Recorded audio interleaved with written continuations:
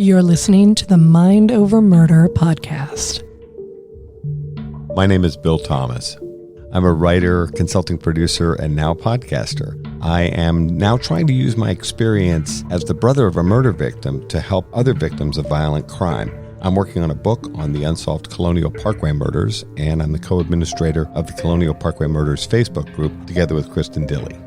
My name is Kristin Dilley. I'm a writer, a researcher, a teacher, and a victims advocate, as well as the social media manager and co-administrator for the Colonial Parkway Murders Facebook page with my partner in crime, Bill Thomas.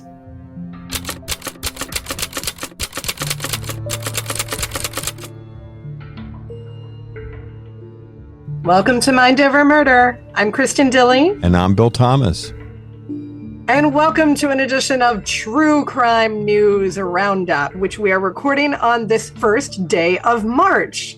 What's it doing for you up there, Mr. Thomas? I understand the weather is not too great. The weather inside the studio here is wonderful. It's warm and comfortable. But outside, winter has decided to return to New England. We've been having a snow drought, which means a winter without a lot of snow.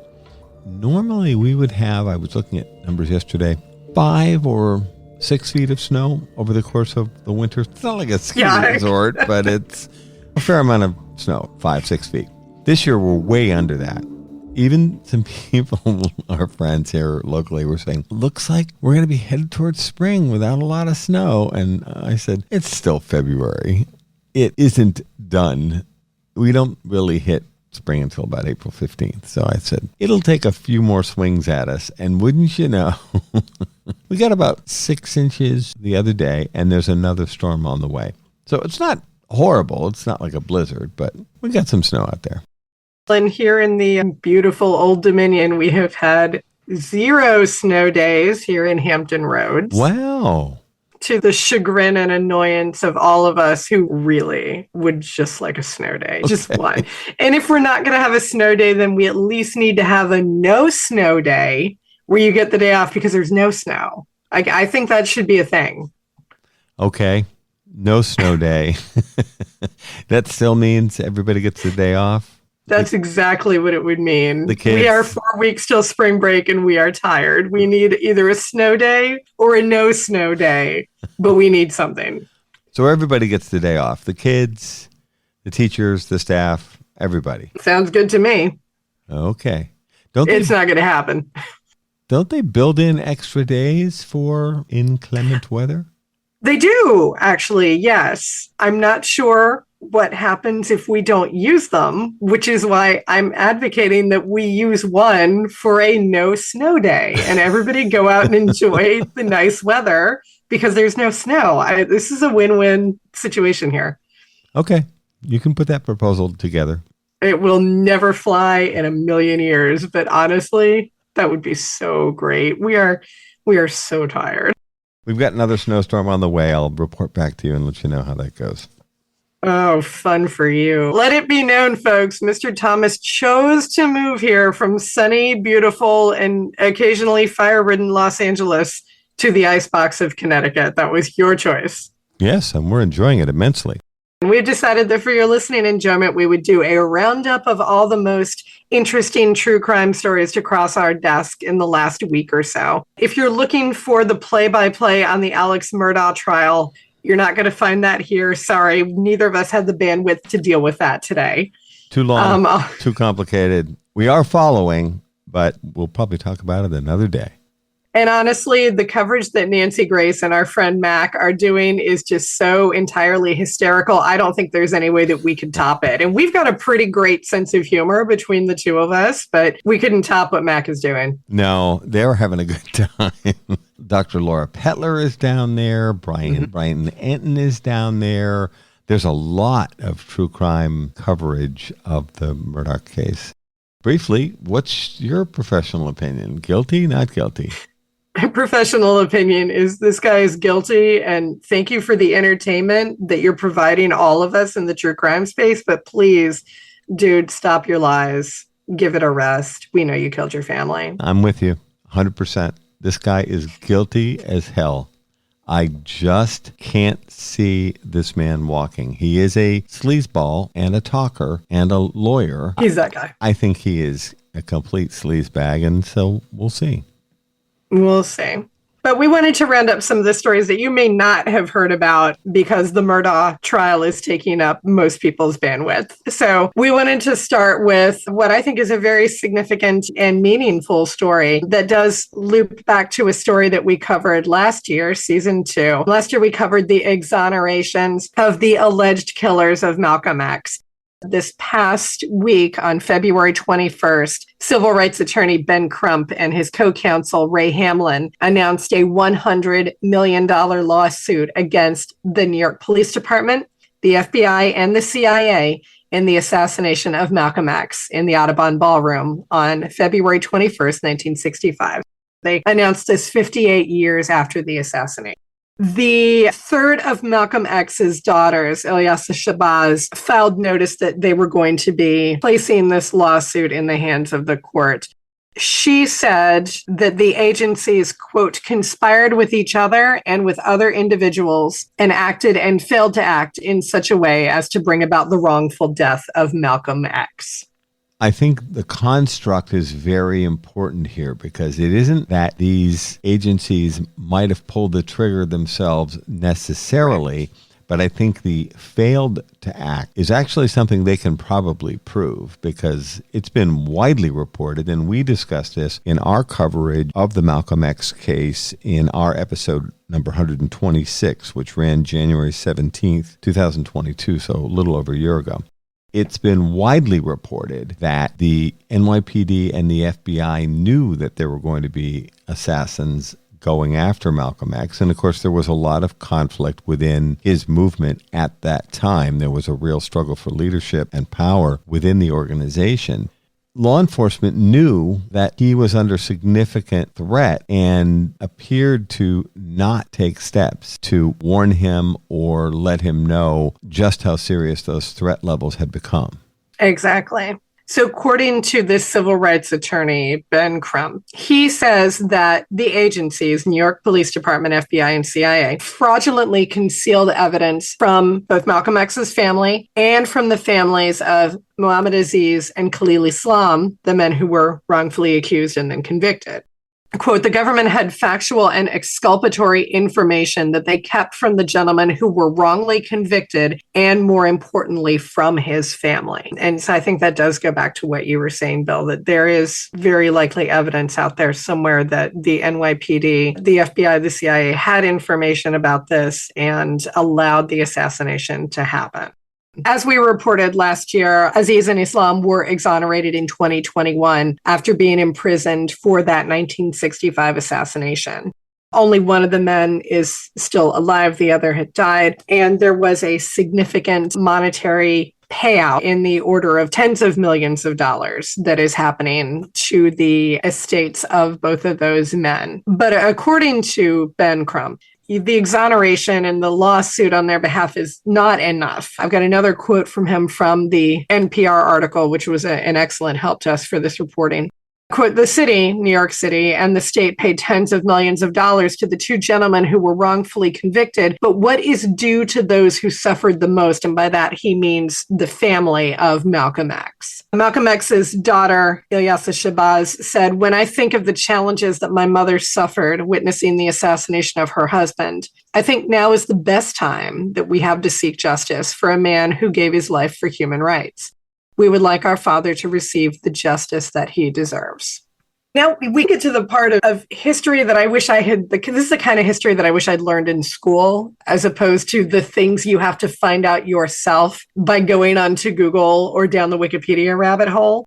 I had never heard of the program here that I'm about to reference, and I'm curious if you had heard of it too, Bill. Crump pointed out that not only was Malcom X under J. Edgar Hoover's surveillance program that was part of COINTELPRO, he also pointed out that Martin Luther King Jr. and Fred Hampton of the Black Panther Party were also under surveillance as well.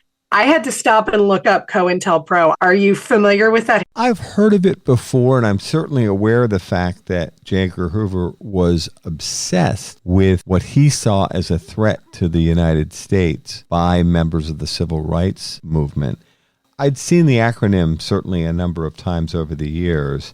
None of this surprises me because Hoover ran the FBI in the way he saw fit, and there were certain things that he was completely obsessed with, and this group of leaders was one of them. It was interesting when I was having to go down the rabbit hole on this one. I saw that it was listed as it was a way to, quote, discredit and neutralize organizations considered subversive to U.S. political stability. And I can see why Hoover would have thought during the civil rights movement this would be considered subversive. Now, of course, we realize that they were heroes fighting for equal rights and justice for everybody. But I guess if you're J. Edgar Hoover, I can understand the thought process there. But I had never actually heard that term, COINTELPRO, and then I had to go look it up. And then it was like, this is the stuff we should be learning about in history class. It was noted in the article that the families of Martin Luther King Jr. and Fred Hampton were both compensated in a similar manner to what Malcom X's family is seeking following some successful lawsuits. And I had to go down the rabbit hole again just to see what all that was about. So I learned that in 1999, MLK's family received damages in a lawsuit only in the order of $100, which they turned over to charity. The finding for that lawsuit was that MLK's death was the result of a conspiracy, quote, by the FBI, the CIA, Army intelligence, and the media, and it was not the result of lone gunman James Earl Ray. And I wasn't familiar with, other than just the barest passing remark about it, about the death of Fred Hampton. But his family and the family of Mark Clark, who was a fellow Black Panther who was also killed, they won a settlement of $1.85 million in a civil suit that was brought against city, county, and federal authorities in that case. So it does sound like Malcom X's family has a very good chance of seeing justice through civil suits. Clearly, it's not the kind of justice that they deserve to have, but it does look like that's something that will come across. As you would probably expect, the FBI, the CIA, and the New York Police Department have not commented on this lawsuit, and I'm betting they won't either. Yeah, I'm betting you're right. One of the things that just struck me as so odd is that Martin Luther King's family received $100 in damages. I looked at that. It seems so paltry a sum for a settlement, I put air quotes around that, yeah, a civil rights leader like Dr. King. I'd have to do more research about, is this intended as an insult? Because it sure reads that way. Yeah, I couldn't figure out what, and I actually checked a couple of different places to see, is the reporting wrong on this? And when you first showed me your notes, I actually thought, oh, this must be a typo. It must be 100 million or something like that. No, it's $100. But yeah, I checked a couple of different pieces of reporting. It said $100. I'm like, how? Yeah. I didn't know how to read that. It'll be interesting to see what's available now, as you said, 58 years later, in terms of discovery, what documentation remains. Mm-hmm. Obviously, most of the people that were involved in this case are gone now. I'm sure this will take years before it makes its way through the court system. It'll be interesting to follow this and see where the family's lawsuit goes.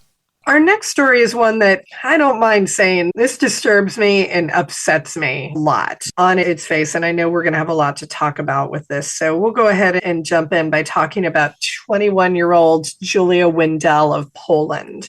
Julia appeared on Instagram within the last couple of weeks using the username I am Madeline McCann. She claims to be missing 3-year-old British girl, Madeline McCann. And for anybody who is not familiar with Madeline McCann, she disappeared while on vacation with her family in Portugal and has not yet been found either alive or deceased. So Julia shows up on Instagram using that handle and says that she believes she is Madeline McCann. She prefaced this by saying she heard an unusual comment from her grandmother. I looked a couple of different places to see if I could find what that comment was. I did not see it. But she does say that she shared a freckle on her leg, similar to what she'd seen on Madeline McCann. And the technical term is coloboma, or an eye fleck. It's a difference in color in the eye. And she says she shares that with Madeline McCann as well. She claims, and her family does dispute this, by the way, she claims that there are no photos of her as a young child. She states that she doesn't think her biological parents are actually her parents. She also claims to have very few, if any, memories of growing up, but one that she does have very clearly is a white, sandy beach. I'm sitting here shaking my head throughout this entire discussion. She goes on to claim, and this has been happening for a little bit now, a couple of weeks. She says that her family members have not been truthful about her upbringing. And again, we don't really know what that means, but she does say that she doesn't have memories that gel with everyone else. She also said that her family refuses to take a DNA test to prove their relationship to her. And again, I don't know how to confirm that or not.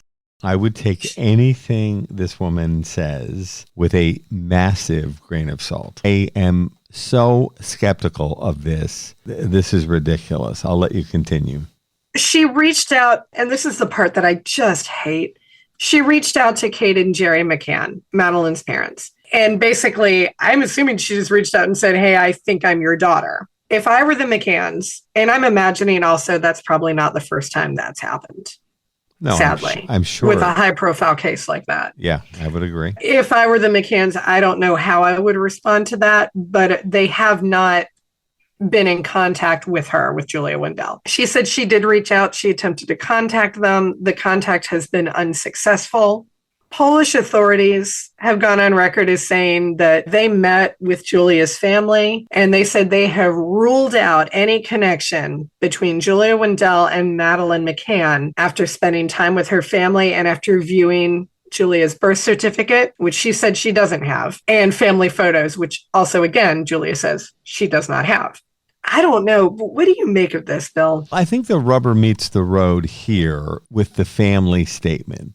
Julia's family released a statement which said in part, quote, "For us as a family, it is obvious that Julia is our daughter, granddaughter, sister, niece, cousin, and stepniece. We have memories, we have pictures. Julia also has these photos because she took them from the family home with the birth certificate, her own birth certificate, as well as numerous hospital discharges." They went on to explain that they had offered Julia therapists, medicine, and support over the years, adding, and I think this is key, Julia once wanted to become a singer, a model. She always wanted to be popular. What's happening now is she has 1 million followers on social media. We are devastated at this current situation. And they go on to say that she suffers from psychiatric issues. I'm sorry, even some people I know in the true crime space have said, oh, why don't the McCanns just get the DNA test done? I guess my response would be, so the McCanns have to go through this painful experience every single time some fool comes along and says, I'm Madeline McCann just because I think I look a little bit like her. She also looks a lot like her mother, who is her birth mother. They look strikingly similar. And I don't think she looks any more like Madeline McCann than any other young woman. Further, she's actually not the right age to be Madeline McCann. Now, obviously, 3 years, which is the difference between her claimed age and I believe Madeline would be 19 years old at this point. I think this is ridiculous. I think this is insulting to the McCanns, and it has to be very upsetting. And I can't believe that this woman, who I believe clearly suffers from psychiatric issues, has been allowed to hijack the conversation. What I think should be the focus now of the Madeline McCann case is determining whether the man they suspect may have kidnapped and murdered her, whether he is actually responsible for her kidnapping and possible murder. I feel like this is the biggest sideshow and distraction, and I feel like this is terribly unfair to the McCann family. And so I was continuing to do some more examining of this particular rabbit hole that you find yourself jumping into when you look into Julia Wendell. So she is being represented by someone named Dr. Fia Johansson. She is a private detective and a psychic, among many other things. Her IMDb page is very interesting. She's based in California, and she is investigating Julia's claim that Julia is Madeline McCann. There is a quote from Dr. Johansson that I want to share after I provide one more piece of information. When Julia began sharing photos of herself, pointing out the similarities between herself and Madeline McCann, thousands of people on Instagram, of the million followers that she has, said, "You don't look like Madeline McCann so much as you do a missing girl 6 years old from Switzerland named Livia Shep." And they said, "Oh, you look like Liv." And Livia Shep disappeared along with her twin sister, Alessia, in January of 2011. And so now Julia has said, "Oh, maybe I'm her. Maybe I'm Livia Shep." And she has reached out to the Sheps and said, "I think that maybe I could be your daughter." And the Sheps in this case have apparently agreed to take the DNA test so that they can see if Julia is in fact their missing daughter. I can see you're holding yourself back. Go ahead. This is insane. First of all, this woman, Dr. Fia Johansson, is a scam artist, in my professional opinion. She's promoting this poor, delusional young woman's fantasies. Notice how she's shifted her focus. Oh, I'm not Madeline McCann. Now I'm this missing Swiss girl, Livia Shep. This is sick. And the fact that these people are promoting this and facilitating this mental illness and allowing it to spill out in the public and create false hope among people that are looking for these missing girls who would now be young women. I think this is disgusting. And I think the people like Fia Johansson and others who are promoting this illness as if this is legitimately, well, and if she's not Madeline McCann, then she's Livia Shep. Are you listening to this? Why don't we just keep naming missing girls from around the world and she can be all of them? Yeah, the quote that really rang every alarm bell in my head is the one from Dr. Johansson that says, quote, "Julia is very open to the idea that she may be Livia Shep, and we are investigating that possibility. I've spoken to her about this, and she is open to the fact that she could be any missing child out there, not just Madeline. Julia just wants to know the truth about who she is. One of the reasons she made the connection to Madeline is because one of the suspects in Madeline's case looks very much like a man who she says abused her as a child. But the same man could be connected to Madeline and other missing children. This is how predators and traffickers work." Now, if Julia was abused, I think that needs to be taken seriously. I'm not saying she was. I'm not saying she wasn't. I have no way of knowing.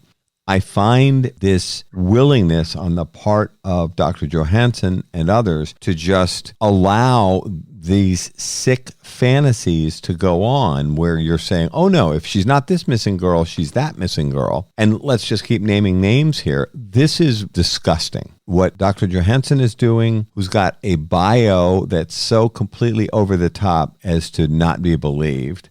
That's crazy. It is absolutely insane, the things that she claims that she has done for all of these amazing people. Why she's gotten behind this young woman who I think needs help, and not help with false claims of being missing girls, but she needs assistance with, I think, pretty serious delusions. I think this could be harmful to this woman. I think she needs psychiatric help. Why people are playing along with this and promoting this is beyond me.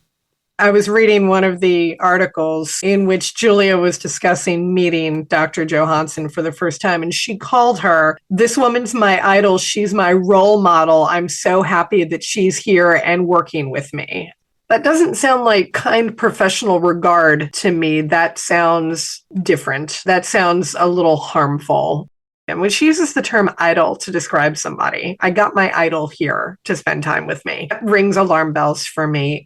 And there's something very wrong about this. And we had said earlier off the air, this must just be so damaging and upsetting for the McCanns, for the Sheps. It would be no different if someone showed up here claiming to be Keith Call or Sandra Haley after all these years. It would be painful and awful for those families. If you had to deal with that, if you had to wait to take a DNA test, I can't imagine the kind of pain that these families are going through as a result of this. And so even if the allegations sound a little weird to us or a little odd, it's got to be sheer hell for these families. And I feel terrible for them. And as you were saying earlier, Kristin, there's a real good chance we don't know everything about what's happened to the McCanns since their daughter went missing nearly 20 years ago now. But they will likely have had to deal with things like this in the past, and it can't get any easier. I find this whole thing so offensive, and I feel like this young woman, Julia Wendell, needs help. This type of assistance from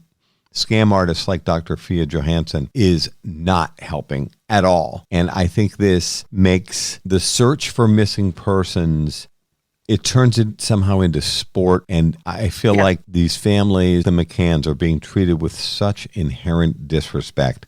It's as if this is some sort of game. They lost their daughter, and there's a very good chance that she was murdered all those years ago as a 3-year-old. Would it be wonderful if she walked back in the door tomorrow? Yes, but let's be realistic. That's not a likely outcome. There's a very good chance that she was murdered all those years ago. And I think people's focus needs to be on finding out what really happened to her, not playing games with mentally ill young women who are delusional and are deciding that they are any one of who knows how many missing girls. I hope that Julia Wendell is able to get the help that she needs. I hope that the McCanns are eventually able to find what happened to their daughter. I just hate the fact that these two sets of individuals are now colliding in a way that is probably painful and traumatic for all of them. You're listening to Mind Over Murder. We'll be right back after this word from our sponsors.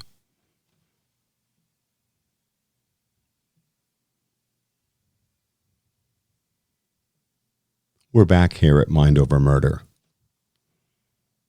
And we're going to move on to our third story of the True Crime Roundup. And as soon as I saw this, I texted it to Bill and I said, we're talking about this.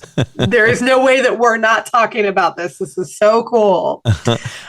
This one's got a strange twist, and we're not laughing at any of the serious aspects of this, but there are some unusual aspects, which is what caused me to... It's so used to hearing all the amazing news coming from our friends at Othram about the cases they've been able to crack through DNA.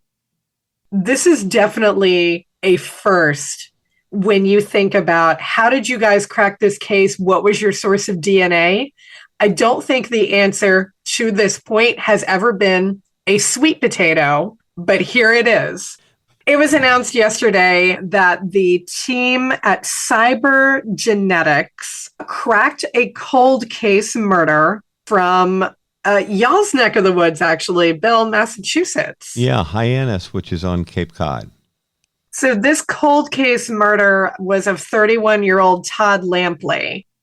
The murder happened 12 years ago yesterday, actually. And Cybergenetics actually just cracked it with the help of DNA located on a sweet potato.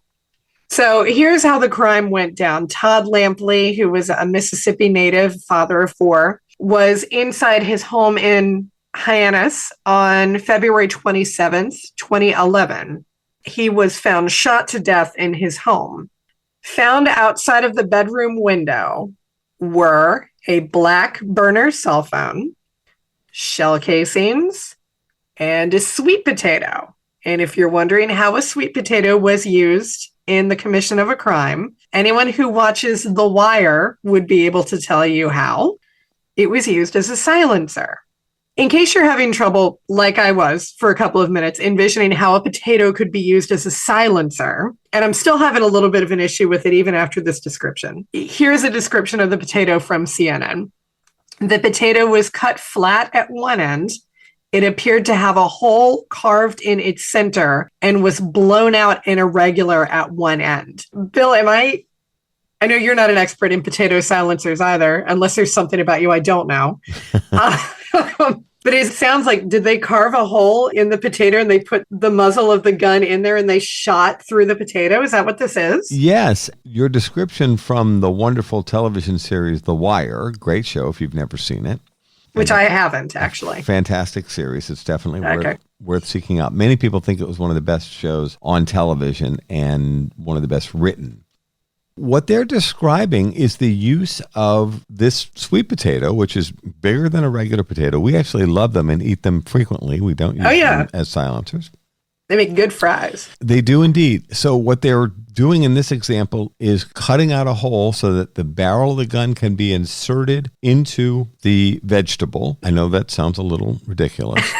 And then what happens is when the gun goes off, that sound, which is actually the air being pushed forward through the gun barrel, which is how guns work, there's an explosion, and then the projectile, the business end of a bullet, is projected out and is aimed in the direction of the person you wish to do harm.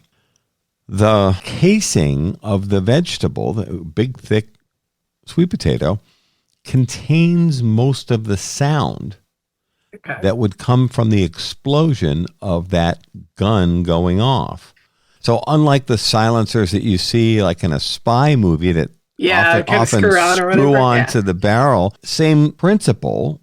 They're designed to dissipate more quietly the sound of a gun going off, which actually can be quite loud, particularly if it's indoors. And in this example, it sounds like Mr. Lampley was shot in his home, probably from outside, which is why the shell casings and the burner phone were found there. Of course, then there's the sweet potato in question. So it acts as a cheap, effective method of muffling, really, the sound of the explosion of the bullet or bullets as they're exiting the gun. And so I love the fact that the main evidence in this case, it wasn't the burner phone, it wasn't the shell casings, it was the touch DNA that was located on the sweet potato. And cybergenetics was able to match that DNA from the sweet potato to phlegm that their suspect, Devarius Hampton, spat into a puddle on the street. They must have been watching this guy really closely. Wow. I'm just looking at that and going, I don't think I remember hearing a method of evidence collection like that. Like we've heard of our friends at Othram and other places using used napkins or trash or straws. I would never have considered picking up a biological, it does work. Scooping it out of a puddle. No, it definitely works, but definitely other cases. That was a new one to me. Gave me a second. Other cases that we've looked at have also included collection of touch DNA from the door handles of cars and trucks, cigarette butts discarded out car windows, that kind of thing. This definitely works. I don't recall ever seeing a case where somebody spat in the street as they did in this example. Yeah. But I could see how it works. We are shedding DNA everywhere we go. I'm gesturing to you while we're talking here, and I just picked up a pen and I stuck it in my teeth for a second and I was writing some notes. And then I just put it back down. That pen and the paper I'm writing on, this microphone, all of these things are or could be used in a court of law, because if you needed to prove that Bill Thomas was here at this particular place and time, we're both doing it without ever realizing it, and we are shedding DNA cells everywhere we go. The more reading that I did on this, the stronger the connections to The Wire seemed to be. It does seem like the murder was inspired by The Wire, not just because of the sweet potato silencer, but because the black burner cell phone that was found at the scene was registered to the name of Marlowe Stansfield, and that is actually the name of a character from the show. Right. And so this really does seem like they were using The Wire as a template for this particular murder, which is effectively an assassination. Yeah. Now, that wasn't the only evidence that connected their current suspect to the scene. They had phone calls and texts between the suspect, Mr. Hampton, with a man known to be in the house at Lampley's house at the time of the murder. Mr. Hampton was also wearing a GPS tracking bracelet, and authorities were able to tie his GPS location to Lampley's house around the time of the killing. It wasn't just the sweet potato.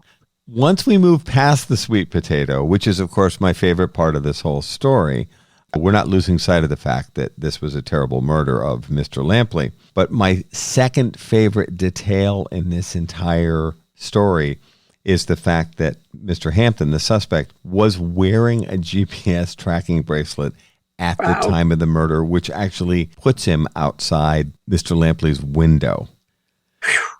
This guy's not exactly a Boy Scout to start with.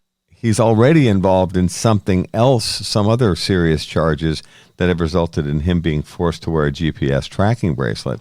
And then he's going out and killing somebody. I don't know how it doesn't occur to Mr. Hampton that GPS tracking bracelet is going to be used to put him outside the window of the location where Mr. Lampley was murdered. Very interesting story. And because the headline for most of the stories was with the emphasis on the sweet potato helped to solve the murder, there was absolutely no way that we couldn't mention it in our True Crime Roundup for today. It's a great story. It's an interesting story. A cold case has been solved. It's been solved by a lab that's currently doing excellent work.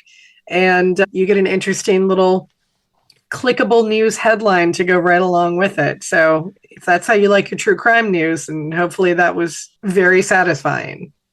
Kudos to Cybergenetics of Pittsburgh, Pennsylvania. I know you said you thought they sounded like a company that would make robots, but they help solve crime. I don't know. Yeah, I was being flipped because it is the end of a very long day for me. But yeah, when I saw the name Cybergenetics, I said, it sounds like they make Terminators or something like that. They make robots mainly, but no, it sounds like they did some truly excellent work there. So congratulations on that. That's amazing. Now we're going to turn it over to Mr. Bill Thomas, who has everything that is new and interesting on the Idaho 4. Yeah, there have been quite a few developments in the Idaho 4 case, which is obviously a very serious and sad case involving the murder of 4 young University of Idaho students this past November. Currently, suspect Bryan Kohberger has been placed under arrest. Although the judge in this case has issued a gag order, there have still been interesting bits and pieces coming out about different aspects of this case. And just touching on a few of them, one is that it's been reported in People magazine and other sources that indicate that a phone that belonged to suspect Bryan Kohberger was collected after his arrest in Pennsylvania. According to sources, authorities have found pictures of the victims on the device. So very disturbing aspect is that he seems to have zeroed in on one of the female victims. Madison Mogan's picture apparently appears multiple times. They don't say whether these pictures would be from her social media platform or perhaps other encounters, which could even include the evening of the murder. He seems to have multiple pictures of Madison Mogan on his phone, so there's an even stronger tie-in between Kohberger and these victims.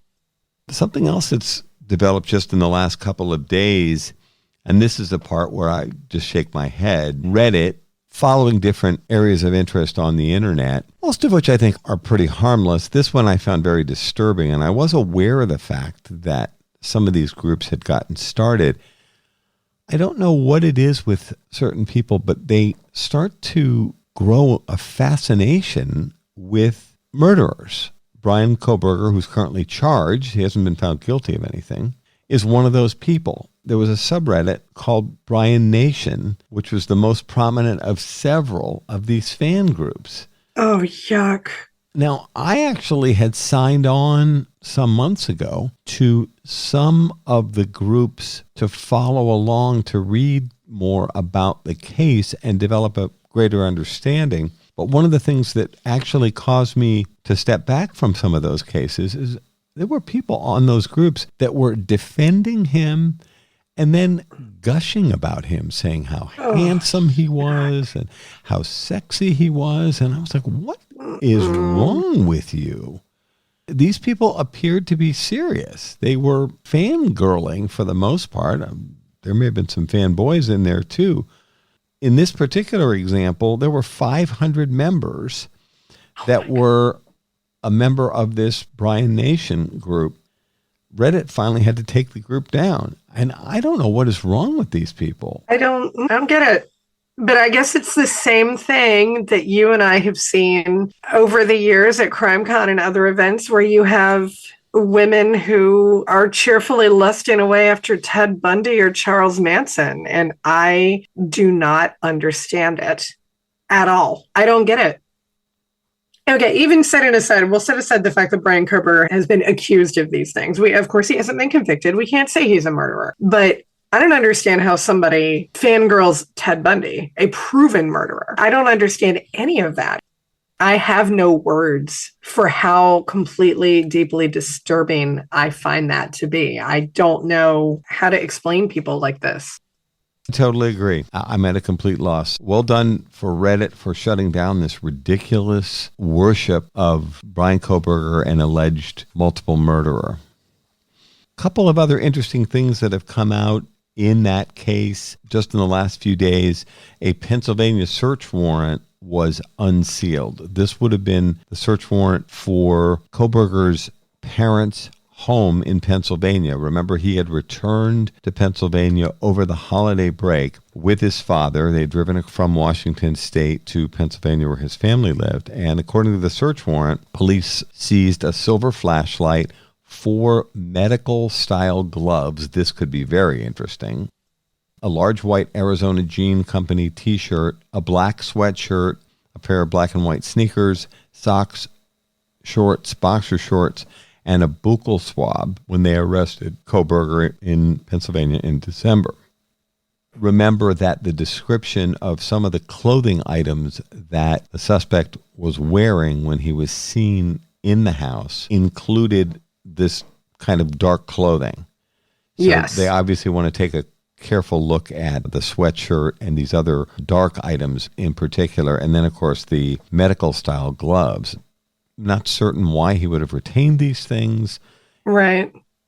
One would think a murderer would take the time to get rid of them, but you never know. Yeah, absolutely. The more and more pieces of this puzzle that are being released and unsealed, the more complete picture I think we're getting. And the more interested I am to see this eventually go to trial. And honestly, part of me is wondering if eventually he's just going to plead out to keep the death penalty off the table. I'm assuming he probably actually kind of wants to go to trial. He keeps saying he hopes to be fully exonerated. I get the feeling he really wants to go to trial. And it will be very interesting to see how he chooses to defend all of this evidence. Yeah, it'll be very interesting. And then one final development in the Idaho case, and that is that it's been announced that the home where the 4 young people were murdered near the University of Idaho is going to be torn down. The house is located near the university campus. Apparently, the owner of the house has given ownership of the house to the school. There's been some discussion. Right now, the house is all boarded up, and they're trying to prevent people from making any kind of access to the home, which apparently was very bloody and was thoroughly examined by forensics experts and investigators, but it will likely remain intact, I would think, all the way through the trial, just in case jury or other individuals need access to the home in order to take a look at something. You'll notice in the Murdaugh trial, that jury was making their way to the home where the murders took place in order to tour the scene and develop a better understanding of where these things happened and in what sequence. I wouldn't be surprised if this off-campus house at the University of Idaho is maintained for a period of months while this trial is underway. Ultimately, though, the plan is to tear down the structure, and they may put something there like a garden or something that would be a quiet place for reflection. It's in a residential neighborhood to the university, as we talked about. I think this is probably a good choice because it just seems so sad and even disturbing that someone would ultimately buy or rent that house and then be living in the rooms where these terrible things took place. Oh, absolutely. The best step to take is to buy it and to demolish it. I think that's a very good call on their part. As always, there is a ton of true crime news within the true crime space. We can't deliver all of it to you, unfortunately, but we tried to pick some of the best pieces, ones that you may not have heard about, to deliver today on today's True Crime News Roundup. That is going to do it for this episode of Mind Over Murder. Thank you so much for listening. If you like what we have put together for you, please make sure that you rate and review our podcast on all of your podcast apps. Thank you so much for listening. We'll see you next time.